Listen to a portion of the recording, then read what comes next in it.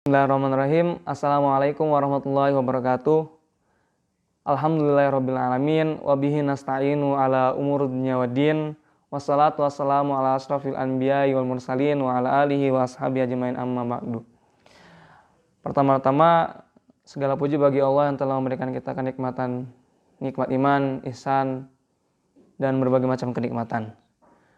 Dan tidak lupa juga salawat serta salam kita junjungan kepada Nabi kita Muhammad Sallallahu Alaihi Wasallam yang telah membimbing kita dari zaman kezaliman atau zaman yang kegelapan hingga zaman yang terang benderang seperti saat ini.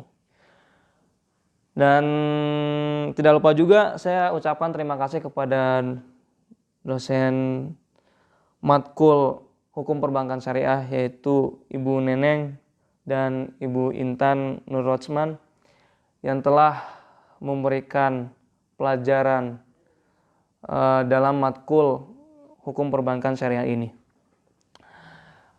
Ya, untuk lebih disingkat, pembahasan atau tugas yang saya angkat ya di sini dengan tema yaitu implementasi perlindungan hukum terhadap nasabah perbankan syariah. Kenapa saya mengangkat tema ini? Karena ini merupakan tema yang sangat penting bagi kita. Apalagi kita sebagai nasabah atau konsumen pada suatu perbankan. Ya, maka kita perlu tahu apakah perlindungan hukum dalam perbankan syariah ini benar-benar terimplementasikan atau tidak. Maka saya angkat judul ini. Untuk mempersingkat, langsung aja ke pembahasan.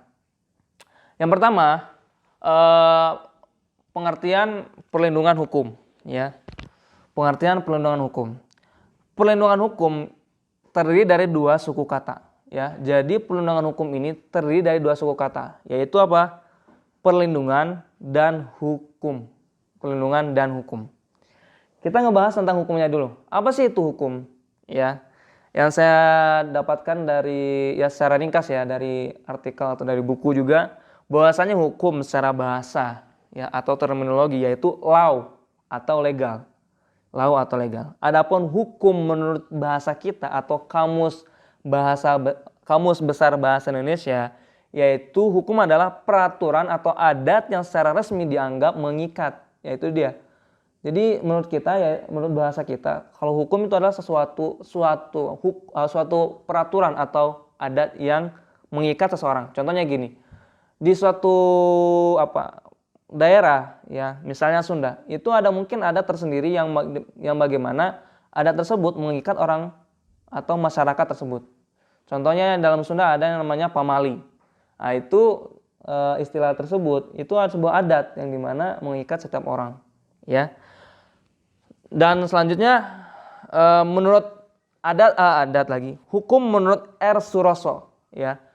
Menurut R. Suroso SH bahwa hukum adalah himpunan peraturan yang dibuat oleh orang yang berwenang dengan tujuan untuk mengatur tata kehidupan masyarakat yang mempunyai ciri memerintah dan melarang serta mempunyai sifat memaksa dengan menjatuhkan sanksi hukuman bagi yang melanggarnya. Maka kita bisa dapat simpulkan di sini menurut Suroso bahwasanya hukum itu adalah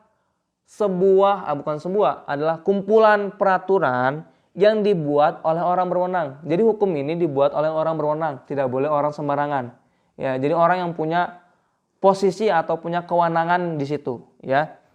Di mana tujuan dibuatnya hukum ini yaitu untuk mengatur tata kehidupan masyarakat atau mengatur perilaku masyarakat sehingga masyarakat tidak berperilaku sewenang-wenang dirinya, ya. Yang mempunyai ciri pemerintah. Hukum ini mempunyai ciri memerintah, ya, punya ciri perintah, ya, ini bersifat punya ciri perintah dan larangan. Serta mempunyai sifat memaksa. Hukum ini punya sifat memaksa, bukan sukarela atau kerelaan, tapi sifat memaksa dengan menjatuhkan sanksi hukuman bagi yang melanggarnya, dan hukum juga memberikan sanksi bagi yang melanggarnya. Itu menurut R. Suroso SH. Ya, itu pembahasan tentang hukum. Sekarang kita lanjut ke pembahasan tentang perlindungan. Adapun perlindungan secara bahasa, jika diartikan ke bahasa Inggris, itu diartikan dengan kata protection, ya, protection. Sedangkan dalam KBBI atau Kamus Besar Bahasa Indonesia atau Kamus kita, Bahasa Indonesia kita, diartikan dengan proses atau perbuatan memperlindungi, itu namanya perlindungan. Dan ada lagi nih menurut Black's Law Dictionary, perlindungan yaitu apa? The act of protection. Ya sama aja sih bahasanya, kalau di bahasa Indonesia kan mungkin perbuatan memperlindungi. Maka dari itu secara umum bahwasanya hukum itu mengayomi sesuatu hal yang dari hal-hal yang berbahaya. Ya, jadi secara umum perlindungan itu mengayomi sesuatu hal dari hal-hal yang berbahaya. Jadi contohnya mungkin hukum itu ya mengayomi sesuatu yang mungkin dapat membahayakan sesuatu tersebut. Ya mungkin ada orang yang lemah, hukum tersebut melindungi orang lemah tersebut sehingga tidak dapat diganggu oleh orang lain. Ya, tidak dapat kekerasan atau apa gitu ya. Itu contohnya. Ya,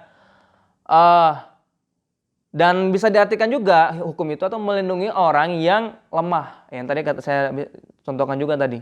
Maka bisa dapat disimpulkan bahwasanya perlindungan hukum ialah upaya manusia menciptakan kepastian hukum agar hak-hak manusia tidak dilanggar serta melindungi mereka dari praktek-praktek yang dapat merugikan konsumen. Maka kita bisa dapat disimpulkan apa sih perlindungan hukum itu?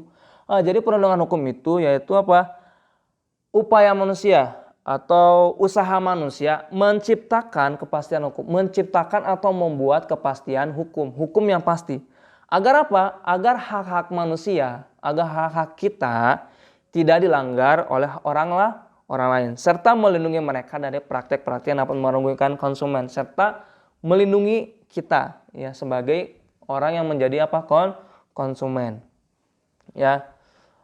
Maka itu bisa dengan demikian perlindungan hukum ya menurut Undang-Undang tahun nomor 39 tahun 99 bahwasanya perlindungan hukum yaitu apa? Segala daya upaya yang dilakukan secara sadar.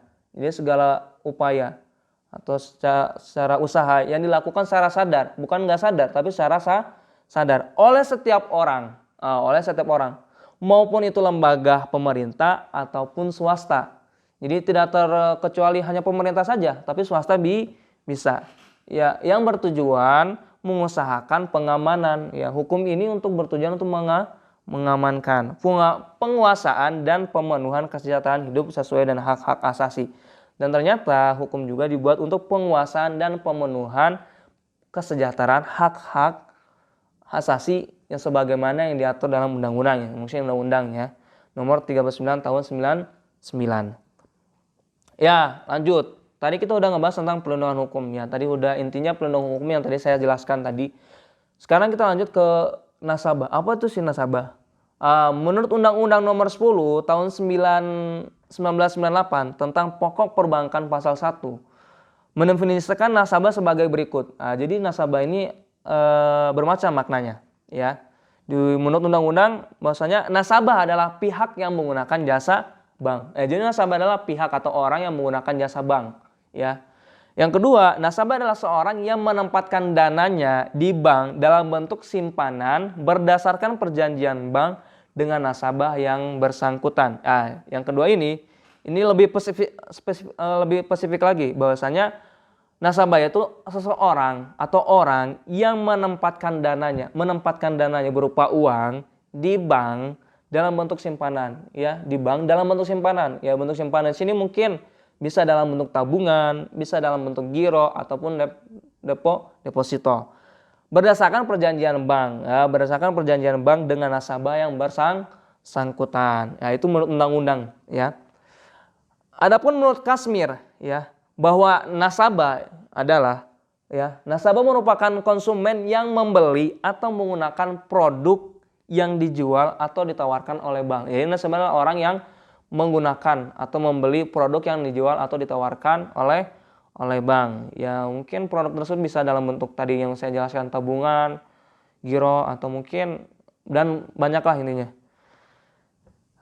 Maka dapat disimpulkan bahwasanya nasabah yaitu orang atau seorang yang menyimpan uang atau dananya untuk ditabungkan sesuai dengan keinginan nasabah tersebut dengan cara memilih kategori produk yang sesuai baginya. Mungkin dia pengen produk yang tabungan biasa, atau mungkin pengen produk yang giro atau deposit. Jadi bermacam-macam, tergantung keinginan nasabahnya. Sedangkan bank, adapun bank sebagai lembaga, ya, lembaga jasa yang menerima tabungan untuk dijaga agar nasabah terasa aman. Jadi bank bertugasnya untuk menjaga hakikatnya untuk menjaga uang nasabah atau dana nasabah, ya.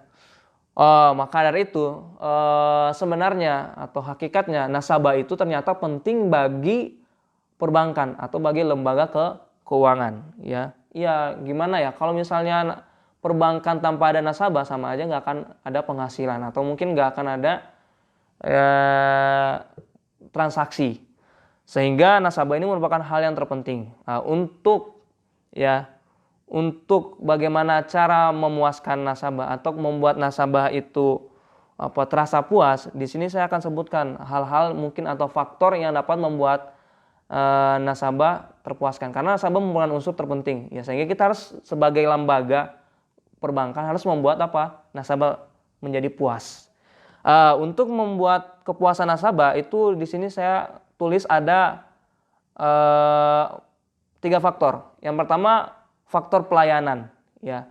Bahwasanya pelayanan ini memang sangat penting, di mana mungkin setiap bank memiliki pelayanan yang ya bagus, ya rata-rata bagus. Kayak mungkin di bank-bank kayak BSM atau BRI, ketika banknya nasabahnya masuk itu mengucapkan assalamualaikum, berarti itu pelayanan yang bagus, ya.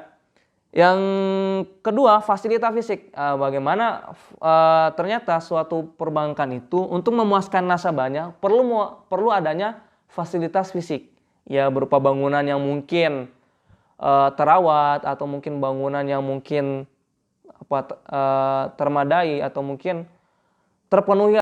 Yang terakhir yaitu kualitas produk dan jasa, ya. Bahwasanya produk yang ditawarkan ini yang mungkin berupa tabungan atau dan lain-lain itu harus yang berkualitas, ya, sehingga nasabah ini terasa terpuaskan. Kalau misalnya tidak berkualitas, maka ya nggak mungkin, ya, nasabah akan merasa puas.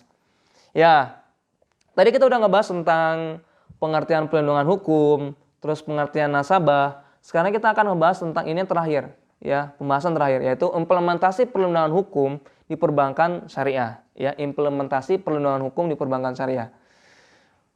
Di sini saya mengangkat atau mungkin menulis, ya, yang saya ambil, yang saya baca, yang saya simpulkan bahwasanya salah satu implementasinya di sini, ya, dari sekian banyak implementasi perlindungan hukum ini perbankan syariah, yang salah satunya yang saya ambil di sini yaitu adanya Dewan Pengawas Syariah, ya. Adanya Dewan Pengawas Syariah. Ya, mungkin saya bacakan dulu. Untuk melindungi perbankan syariah dari praktek-praktek yang tidak sesuai dengan prinsip dan kaidah syariah, perlu adanya pengawasan. Maka dengan demikian setiap perbankan syariah harus memiliki DPS. Apa itu DPS? Dewan Pengawas Syariah. Maka di situ untuk implementasi perlindungan hukum di perbankan syariah, di sini saya ambilnya yang tadi, Dewan Pengawas Syariah. Ya, bahwasanya kita tahu, ya, mungkin yang kita sering dengar bahwasanya perbankan syariah itu tidak 100% transaksi atau produknya itu sesuai dengan syariah, ya, tidak 100%. Ya, yang mungkin ada kabar-kabar yang terdengar atau yang kabar-kabar burungnya intinya. Maka itu untuk melindungi nasabah dari kecurangan atau ketidaksesuaian perbankan syariah dengan produknya atau dengan pelayanannya, maka dibutuhkannya pengawasan. Ini salah satu implementasi perlindungan hukum. Dibutuhkannya pengawasan. Maka di sini yang mengawasi perbankan syariah di sini, ya, yaitu DPS, Dewan Pengawas Syariah, sebagaimana yang diamanatkan atau ditentukan oleh Undang-Undang Perbankan Nomor 10 Tahun 1998 yang menyebutkan bahwasanya bank syariah wajib memiliki Dewan Pengawas Syariah. Ini dia kan, penting bagi setiap bank mempunyai Dewan Pengawas Syariah, ya, yang dimana bertujuan untuk memberikan perlindungan hukum kepada nasabah, sehingga memastikan nasabah terlindungi dari praktek-praktek yang tidak sesuai dengan syariah. Ini jadi makanya sebenarnya hakikatnya baik lagi ke nasabah. Jadi untuk melindungi nasabah dari praktek-praktek yang tidak sesuai yang dilakukan oleh bank syariah. Ya, ternyata selain nasabah dilindungi oleh Dewan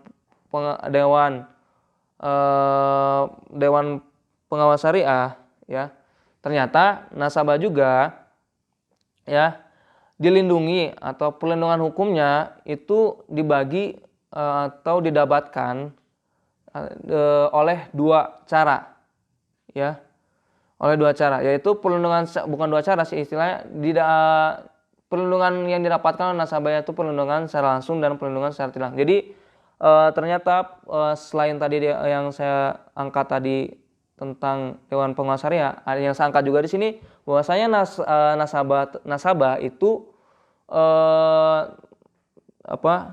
perlindungan hukumnya itu terbagi menjadi dua. Yang pertama yaitu perlindungan secara langsung dan perlindungan secara tidak langsung.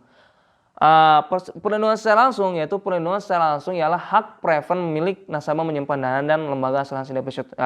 Kalau perlindungan secara langsung yaitu hak preferensi milik nasabah menyimpan dana dan lembaga asuransi. Jadi hak yang harus didahulukan kalau misalnya ada kejadian di mana ada terjadinya one prestasi. Jadi maka dia mempunyai hak preferen, ya, dan lembaga asuransi deposito. Yang kedua, perlindungan secara tidak langsung. Kalau perlindungan secara tidak langsung yaitu ialah prinsip kehati-hatian, prudential principle atau batas maksimum pemberian kredit BMPK atau kewajiban mengumumkan neraca dan perhitungan laba rugi merger konsolidasi dan akuisisi bank. Itu dia. Jadi perlindungan hukum di sini ada secara langsung dan tidak langsung. Ya, secara langsung tadi contohnya yaitu hak preferensi milik nasabah menyimpan dana. Kalau yang tidak langsung, yang tadi kehati-hatian, ada kewajiban mengumumkan neraca dan lain-lain. Ya, adapun pendapat lain ya tentang perlindungan hukum terhadap nasabah menurut Marulak Mardede, bahwa sebagaimana yang dikutip oleh Hermansyah, mengumumkan bahwa perlindungan hukum dalam sistem perbankan di Indonesia dapat dilakukan melalui dua cara. Jadi menurut Marulak Mardede ini bahwasanya perlindungan hukum ini ya mempunyai sistem dibagi menjadi dua, yaitu perlindungan secara implisit dan perlindungan secara eksplisit. Apa itu implisit dan eksplisit? Implisit yaitu perlindungan yang dihasilkan oleh pengawasan dan pembinaan bank yang efektif yang dapat menghindarkan terjadinya kebangkrutan bank. Jadi perlindungan implisit yaitu perlindungan yang dihasilkan oleh pengawasan. Jadi diawasi. Kayak misalnya bank-bank diawasi oleh Bank Indonesia. Jadi tidak berjalan sendiri. Atau mungkin diawasi oleh OJK, Otoritas Jasa Keuangan. Yang kedua yaitu perlindungan secara eksplisit, ya. Adapun yang eksplisit ini perlindungan melalui pembentukan suatu lembaga yang menjamin simpanan masyarakat, sehingga apabila bank mengalami kegagalan, lembaga tersebut yang akan mengganti dana masyarakat yang disimpan pada bank yang gagal. Selanjutnya yaitu perlindungan hukum dapat dilihat dari sisi hubungan antara bank dengan nasabah serta hubungan antara bank dan Bank Indonesia sebagai sentral bank. Yang pertama kita bahas tentang perlindungan hukum bagi nasabah, bank kepada nasabah, yaitu perlindungan hukum yang diberikan melalui Undang-Undang Perlindungan Konsumen atau UUPK, ya. Jadi nasabah ini ternyata telah dilindungi oleh Undang-Undang Perlindungan Konsumen, sehingga tidak mungkin terjadi praktek kecurangan oleh bank itu mungkin kecil, ya. Tapi Undang-Undang Perlindungan Konsumen ini bukan salah satu atau bukan satu-satunya hukum yang mengatur tentang perlindungan konsumen di Indonesia. Masih banyak undang-undang yang mengatur perlindungan konsumen di Indonesia. Jadi bukan satu-satunya, ya. Undang-undang undang-undang perlindungan konsumen ini. Yang kedua atau yang terakhir ini, perlindungan nasabah melalui pengawasan Bank Indonesia. Ya. Jadi ternyata nasabah juga dilindungi oleh oleh Bank Indonesia yang mengawasi bank tersebut. Ya. Sehingga untuk kecurangan bank terhadap nasabah mungkin kecil karena diawasi oleh Bank Indonesia sebagai bank sentral. Jadi semua pusat hukumnya atau perlindungannya berada di Bank Indonesia. Mungkin sekian dari saya. Syukron. Wassalamualaikum warahmatullahi wabarakatuh.